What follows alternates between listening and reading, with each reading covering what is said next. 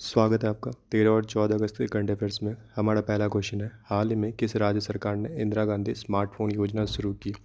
उत्तर है सी, राजस्थान। इस योजना के तहत राज्य की 1.3 करोड़ महिलाओं को लाभ मिलेगा, जिसके तहत उन्हें 3 साल के डेटा के साथ मुफ्त स्मार्टफोन मिलेंगे। पहले चरण में 40 लाख महिलाओं का चयन किया गया है जिन्हें स्मार्टफोन मिलेंगे।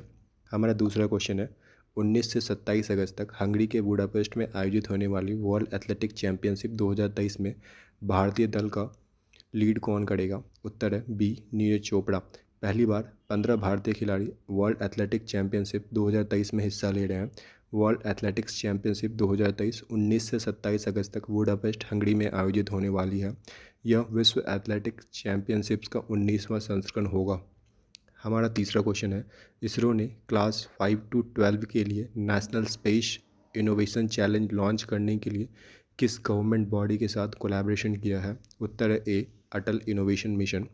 नेशनल स्पेस इनोवेशन चैलेंज एक नेशनल लेवल कैंपेन है जो अगली पीढ़ी के अंतरिक्ष उत्साही लोगों की बढ़ती भारतीय अंतरिक्ष अर्थव्यवस्था और भविष्य में अंतरिक्ष कार्यबल को समझने और योगदान देने के लिए प्रेरित करने के लिए डिज़ाइन किया गया है।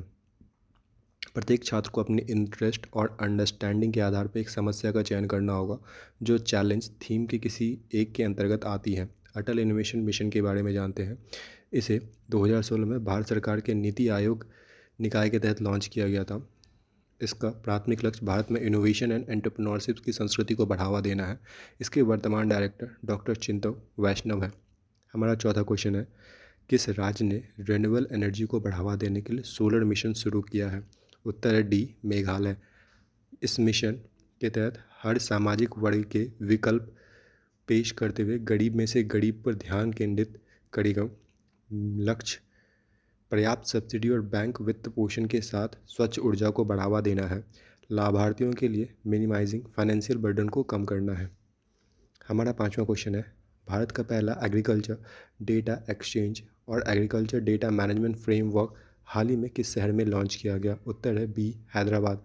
एग्रीकल्चर डेटा एक्सचेंज तेलंगाना सरकार, World Economic Forum, Indian Institute of Science के बीच पार्टनरशिप्स का एक उत्पाद है। यह कृषि उद्योग के लिए डिजिटल पब्लिक इंफ्रास्ट्रक्चर की तरह कार्य करता है। यह डेटा तक पहुंच को लोकतांत्रिक बनाता है और सार्वजनिक और निजी क्षेत्र दोनों के लिए एप्लीकेशन विकसित करना और समाज को लाभ पहुंचाने वाली सेवाएं प्रदान करना संभव बनाता है। हमारा छठा क्वेश्चन है, पार्टीशन विभीषिका मेमोरियल डे हर साल किस तारीख को मनाया जाता है? उत्तर है डी, 14 अगस्त। इससे पहले कि देश अपनी आज़ादी की खुशी मनाए, 14 अगस्त को पार्टीशन विभीषिका मेमोरियल डे या पार्टीशन हॉरर रिमेम्बरेंस डे मनाया जाता है। इस दिन की घोषणा प्रधानमंत्री द्वारा 2021 में उन सभी लोगों को याद करने के लिए बनाई गई थी जिन्होंने देश में विभाजन के कारण अपनी जान गंवा दी थी। हमारा सातवां क्वेश्चन है, कौन सी राज्य सरकार ने 4,373 बैंक रहित ग्राम पंचायतों में CSP प्लस बैंकिंग आउटलेट खोलने की तैयारी की है? उत्तर है बी, ओडिशा। राज्य के मुख्यमंत्री नवीन पटनायक की अध्यक्षता में ओडिशा कैबिनेट ने 6 सार्वजनिक क्षेत्र के बैंक अर्थात state bank of India, Punjab national bank, UCO bank, union bank, bank of Baroda और बैंक ऑफ इंडिया के साथ कोऑर्डिनेशन में CSP प्लस बैंकिंग आउटलेट खोलने की मंजूरी दी है। वरिष्ठ नागरिक, दिव्यांग लोग, गर्भवती महिलाओं को घर पर बैंकिंग सेवाएं मिलेगी। स्वयं पर सरकार के डायरेक्ट बेनिफिट ट्रांसफ़र का लाभ भी मिलेगा। हमारा आठवां क्वेश्चन है, हाल ही में दुनिया में सबसे ऊंचे रेलवे पुल पर भारत का राष्ट्रीय ध्वज फहराया गया। यह पुल कहाँ स्थित है? उत्तर है सी, जम्मू कश्मीर। जम्मू कश्मीर में माड़ी माटी मेरा देश कैंपेन के सिलसिले में रियासी जिला प्रशासन ने जिले में विश्व के सबसे ऊंचे रेलवे पुल पर राष्ट्रीय ध्वज फहराया। यह पुल चिनाब नदी के तल से 415 मीटर ऊंचाई पर चिनाब पुल पर स्थित है। हमारा नवा क्वेश्चन है, कौन सी पेमेंट बैंक ने हाल ही में RPVC मटेरियल से बना eco friendly debit card launch करने वाला पहला भारतीय बैंक बना है? उत्तर है Airtel payment bank. Debit card RPVC material से बनाए जाएंगे जो एक प्रमाणित पर्यावरण अनुकूल सामग्री है। उत्पादित 50,000 कार्डों में प्रत्येक बैच में बाजार में आमतौर पर उपयोग होने वाली पारंपरिक PVC कार्डों की तुलना में 350 किलोग्राम कार्बन उत्सर्जन में कमी आएगी। इसके अलावा RPVC कार्ड के उत्पादन से हाइड्रोजन उपयोग में 43% की कमी आएगी, जिससे विनिर्माण के दौरान पेट्रोल खपत प्रभावी रूप से कम हो जाएगा। एयरटेल पेमेंट बैंक के बारे में जानते हैं। इसका मुख्यालय नई दिल्ली में है। इसकी स्थापना 1 अप्रैल 2010 में हुई थी। इसके वर्तमान एमडी और सीईओ अनुब्रत विश्वास है।